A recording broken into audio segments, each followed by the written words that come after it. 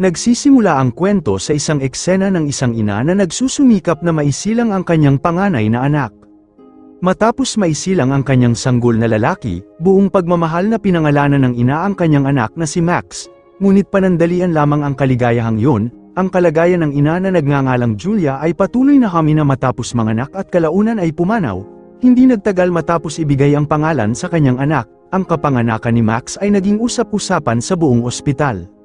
Nagulat ang mga doktor at mga medical staff na humawak sa panganganak dahil ang sanggol ay may isang pambihirang bagay, isang napakabihirang katangian.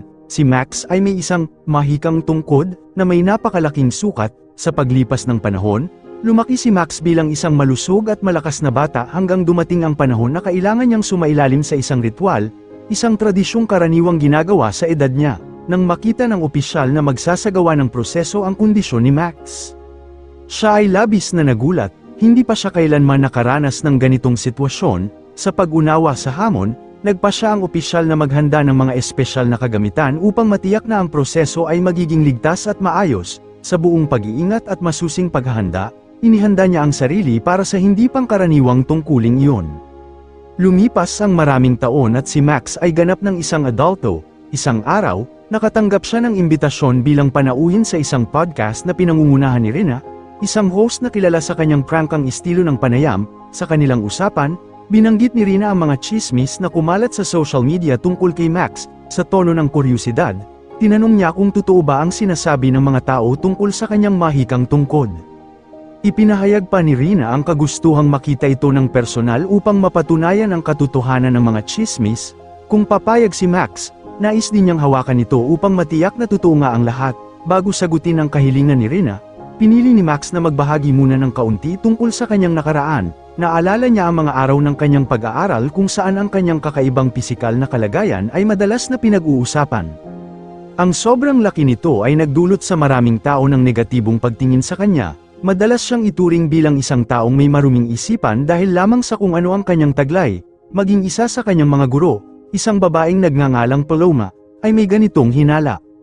Isang araw, pumasok sa klase si Paloma na suot ang isang kapansin-pansing kasuutan. Si Max, na labis na humahanga kay Paloma, ay hindi maialis ang tingin sa kanyang guro. Hindi niya namalayang nagsimula ng lumipad ang kanyang isipan, iniisip na sadyang inaakit siya ni Paloma at parang inaanyayahan siyang makipaglapit. Ngunit hindi nagtagal ang kanyang pag-iilusyon, napansin agad ni Paloma ang kakaibang titig ng kanyang estudyante. Sa mariing tono, sinubukan niyang gisingin si Max mula sa kanyang paglalayag ng isipan. Dahil sa pagkailang, sinubukan ni Max na umiwas at iginiit na wala siyang pinapansin na may kinalaman sa kanyang guro. Nagbanta pa siya na isusumbong si Paloma sa punong guro dahil sa pakiramdam niyang siya ay inaakusahan ng walang malinaw na dahilan. Ayaw magpatalo ni Paloma at sinubukang patunayan ang kanyang hinala. Buong kumpiyansa, inutusan niya si Max na tumayo. At doon napatunayan ang kanyang hinala, nabigla siya nang makita ang mahikang tungkod ni Max. Isang bagay na nagpatibay sa kanyang paniniwala na tama ang kanyang hinala mula pa sa simula. Sa huli, pakiramdam ni Paloma ay siya ang nanalo, habang si Max ay wala nang magawa kundi tanggapin ang katotohanang hindi na siya makakatakas. Pan ng hiya at kalituhan, umuwi si Max at ikinwento sa kanyang tiyahin, ang babaeng nagpalaki sa kanya mula pagkabata, ang nangyari sa paaralan. Inakala niyang mapapag-alitan siya o makakatanggap ng mahabang sermon, ngunit kabaligtaran ang naging reaksyon ng kanyang tiyahin. Sa halip na pag-alitan siya, ngumiti ito at sinabing ang pagiging kakaiba ni Max ay maaaring maging isang biyaya sa hinaharap. Ayon sa kanya, ang mga bihirang bagay ay madalas magdala ng swerte. Kung tatanggapin ito ng bukal sa loob, bumalik tayo sa podcast. Mas lalong naging mausisa si Rina sa buhay ni Max.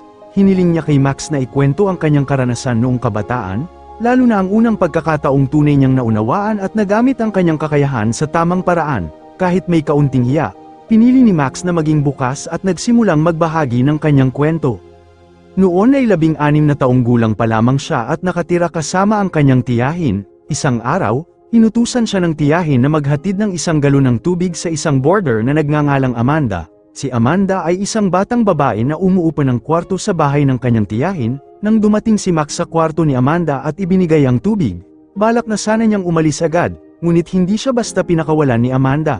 Kitang-kita sa kanyang mukha ang matinding kuryosidad. Sa halip na hayaang umalis si Max, Inanyayahan siya ni Amanda na magpalipas ng oras kasama niya sa paglalaro ng futsal. Nang halos matapos na ang lahat, naghahanda na si Amanda na sulitin ang huling sandali. Ngunit isang hindi inaasahang insidente ang naganap, ang brace na suot niya ay aksidenteng sumabit. Dahilan upang mawalan ng kontrol ang sitwasyon, si Max, na handa na sanang tapusin ang lahat, ay hindi na naiwasan ang mabilis na pangyayari. Sa huli, nangyari ang matagal na nilang ninanais. Hindi nila alam, may isang taong lihim na nag-record ng pangyayari at ikinalat ito sa social media. Mabilis na nag-viral ang video at umabot sa maraming tao.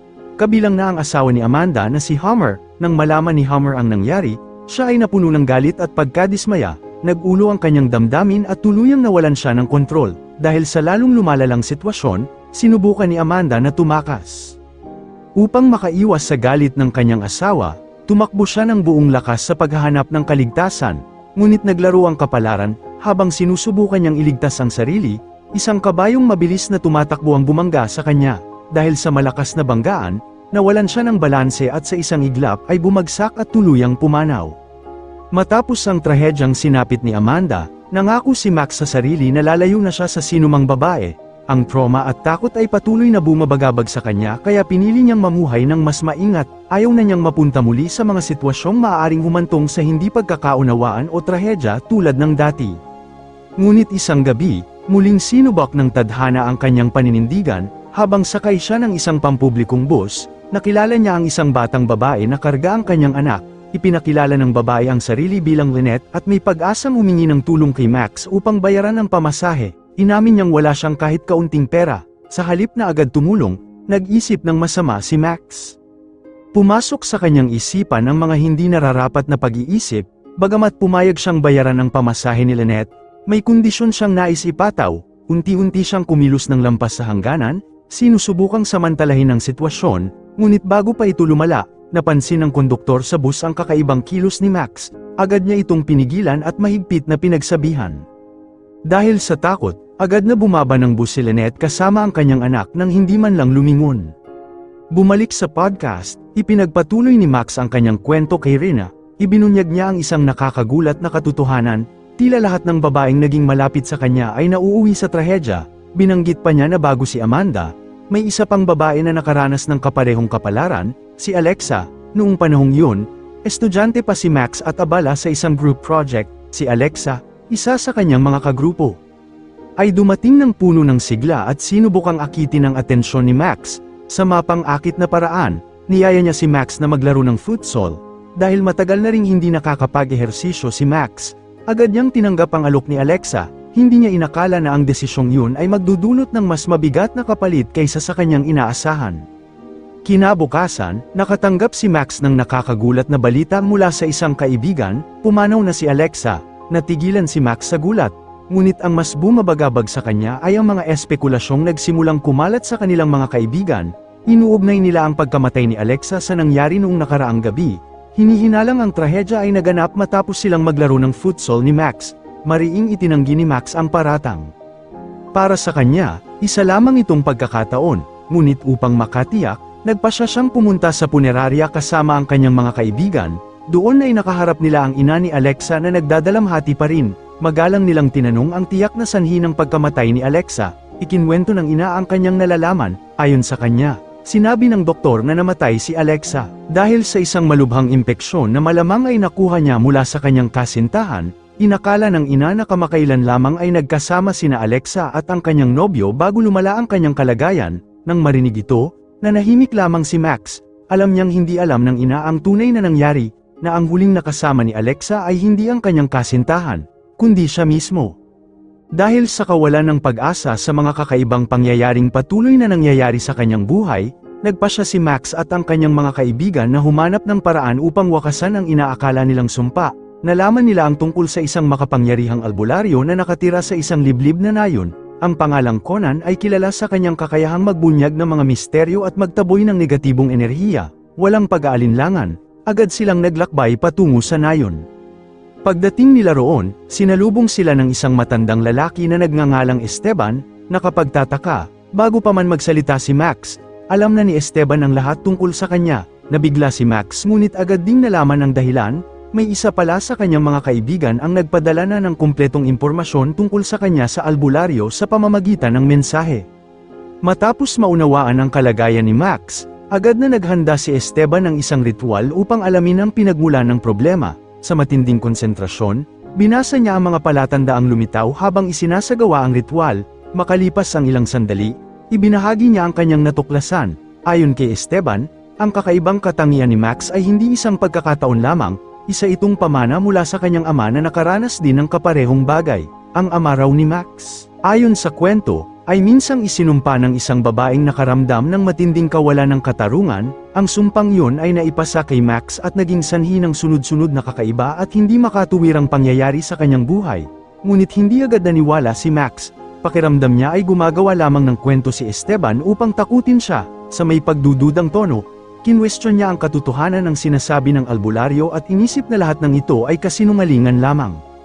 Gayunpaman, nagsimulang maramdaman ng kanyang mga kaibigan na may katotohanan sa mga salita ni Esteban. Pagod at nawalan na ng pag-asa sa lahat ng nangyayari sa kanyang buhay, sa huli ay pinili ni Max na sumuko. Mapagpakumbaba siyang nagtungo sa isang simbahan at nagdasal, humihiling na sana ay mawala na ang sumpang matagal nang bumabagabag sa kanya. Sa katahimikan ng lugar ng pagsamba, bainalikan niya ang lahat ng nangyari at umasa sa isang himala na magpapalaya sa kanya mula sa mabigat na kapalaran.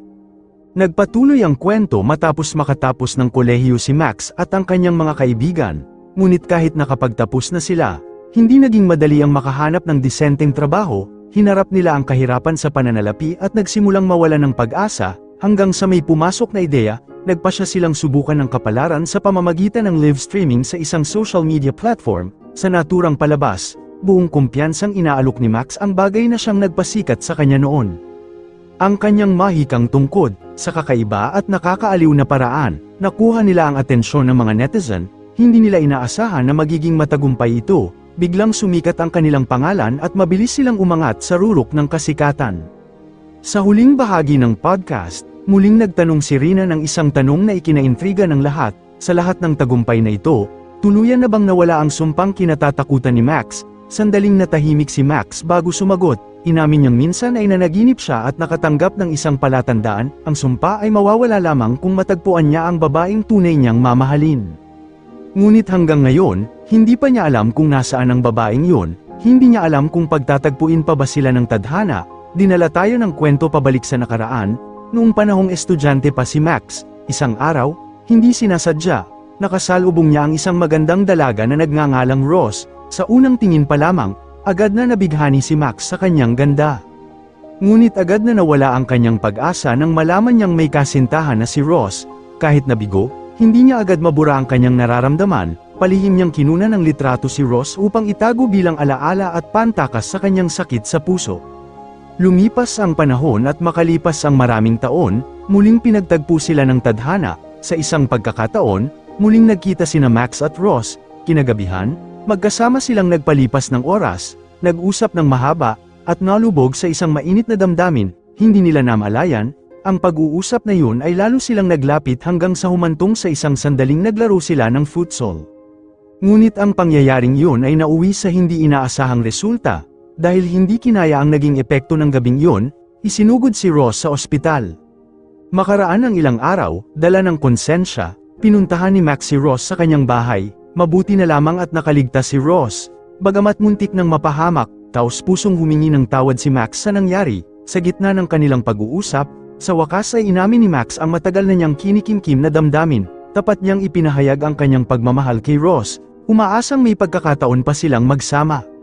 Ngunit hindi nagtagal ang sandaling yun, hindi kalaunan, nalaman ng kasintahan ni Ross na si Harry ang presensya ni Max sa bahay. Sa galit at bugso ng damdamin, agad niyang pinalaya si Max nang hindi binibigyan ng pagkakataong magpaliwanag. Mula noon, hindi na muling nakita ni Max si Ross. Makalipas ang ilang buwan, bigla na lamang dinukot si Max ng isang grupo ng mga hindi kilalang tao. Kalaunan, nalaman niyang si Harry ang nasa likod ng lahat. Dahil sa matinding galit at paghihiganti, nawala ng kontrol si Harry. Pakiramdam niya ay sinira ni Max ang kanyang buhay dahil sa presensya nito ay ipinagpaliban ni Ross ang kanilang kasal. Lumalabas na nahulog ang loob ni Ross kay Max at hindi niya makalimutan ang mahikang tungkod ni Max. Pan ng galit at sakit, gumawa si Harry ng isang labis na kalupitan. Sa kanyang ginawa, Pinatay niya si Ross bilang ganti, ngunit hindi pa doon natapos ang kanyang puot kay Max. Sinigurado rin niyang hindi na muling magagamit ni Max ang kanyang mahikang tungkod sa pamamagitan ng pagputol nito. Matapos ang kakilakilabot na pangyayari, isinugod si Max sa ospital sa kritikal na kalagayan. Pagkalipas ng ilang araw, nang siya ay magising, isang nurse ang lumapit sa kanya. At ipinakita ang naputol na bahagi ng kanyang tungkod, ngunit may kaunting pag-asa pa rin. Sinabi ng nurse na may isang tao pa na makakatulong sa kanya, isang makapangyarihang albularyo na nagngangalang Steven na sinasabing kayang ibalik ang nawala, at dito nagtatapos ang pelikula. Maraming salamat sa inyong panonood. Kung nagustuhan nyo ang movie recaps for today, huwag kalimutang mag-subscribe at i-on ang notification bell.